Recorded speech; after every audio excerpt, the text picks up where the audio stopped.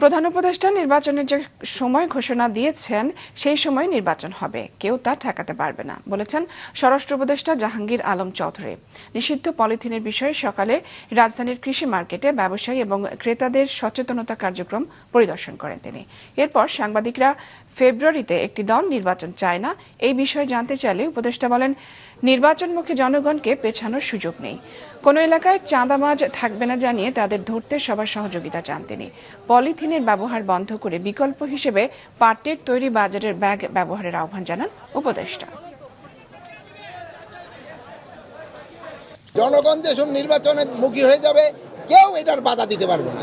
জনগণ হলো মেয়ে, রাষ্ট্রের ক্ষমতা হলো জনগণের হাতে। জনগণ যেসব চাবে আমি নির্বাচনের দিকে চলে যাব, কারো কোনো শক্তি নাই নির্বাচন বন্ধ করা। প্রধান উপদেষ্টা যেই তারিখে বলছে ওই তারিখে নির্বাচন হবে, যেই মাসে বলছে ওই মাসে নির্বাচন হবে। কে কি বললো ওইটা শোনার আমাদের কোনো দরকার নেই।